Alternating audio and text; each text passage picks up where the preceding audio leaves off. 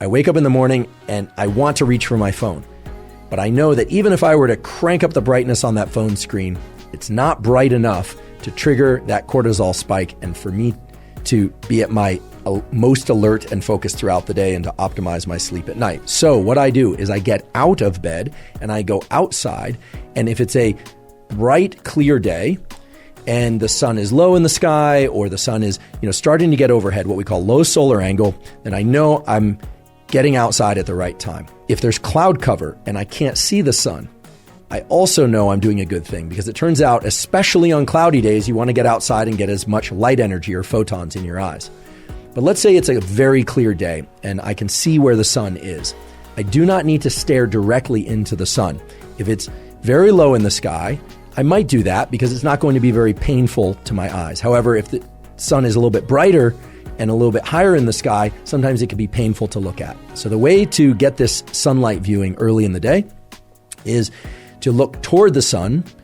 If it's too bright to look at directly, well, then don't do that. You just look toward it, but not directly at it. It's absolutely fine to blink. In fact, I encourage you to blink whenever you feel the impulse to blink. Never look at any light, sunlight or otherwise, that's so bright that it's painful to look at because you can damage your eyes. But for this morning sunlight viewing, it's best to not wear sunglasses. That's right, to not wear sunglasses, at least for this morning sunlight viewing. It is absolutely fine to wear eyeglasses or contact lenses, so-called corrective lenses. In fact, those will serve you well in this practice or this tool because they will focus the light onto your neural retina and onto those melanopsin intrinsically photosensitive ganglion cells. If your eyeglasses or contact lenses have UV protection, that's okay. There's so many different wavelengths of light coming from the sun, and they are bright enough that they will trigger the mechanisms that you want triggered at this early time of day. So try and get outside, ideally within the first 5 minutes of waking, or maybe it's 15 minutes, but certainly within the first hour after waking. I want to share with you 3 critical things about this tool of morning sunlight viewing. First of all, this is not some woo biology thing. This is grounded in the core of our physiology. There are literally hundreds, if not thousands, of quality peer-reviewed papers showing that light viewing early in the day is the most powerful stimulus for wakefulness throughout the day, and it has a powerful positive impact on your ability to fall and stay asleep at night. So this is really the foundational power tool for ensuring a great night's sleep and for feeling more awake during the day.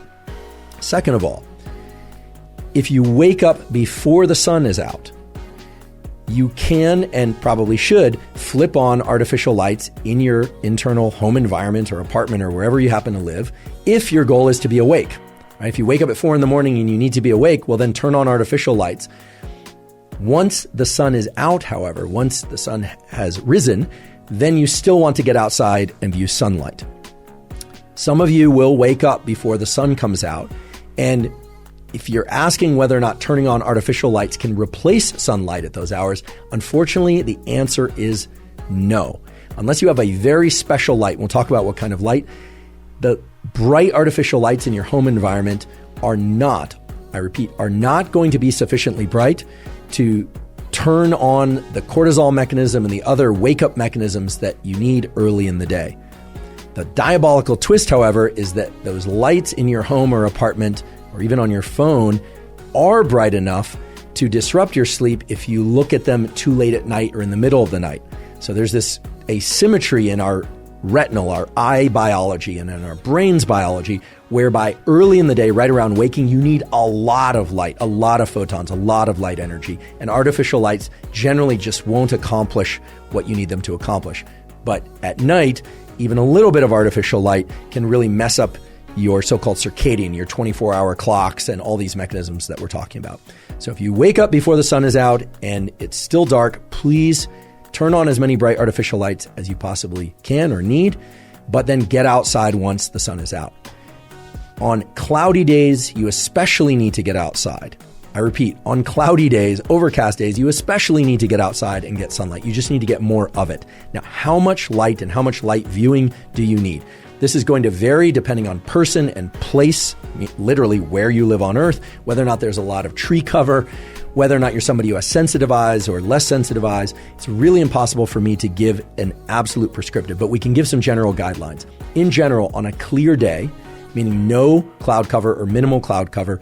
You want to get this sunlight exposure to your eyes for about 5 minutes or so. Could be 3 minutes one day, could be 7 minutes the next day, about 5 minutes.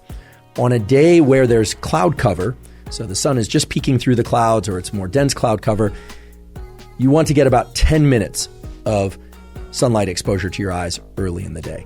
And on days that are really densely overcast or maybe even rainy, you're going to want to get as much as 20 or 30 minutes of sunlight exposure.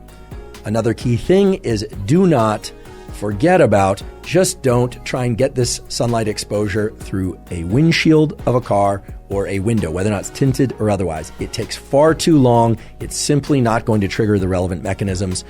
You would be standing there all day trying to get enough light into your eyes from the morning sunlight, and by then, the sun will have already moved from low solar angle to overhead, and it simply won't work for all sorts of mechanisms related to your circadian rhythm functions.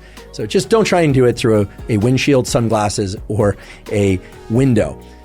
It's just not going to work. Get outside. If the weather is really bad or for whatever reason, safety reasons, you cannot get outside, well then I suppose try and get near a window. That would be the last resort. But you really want to get outside to get this sunlight exposure.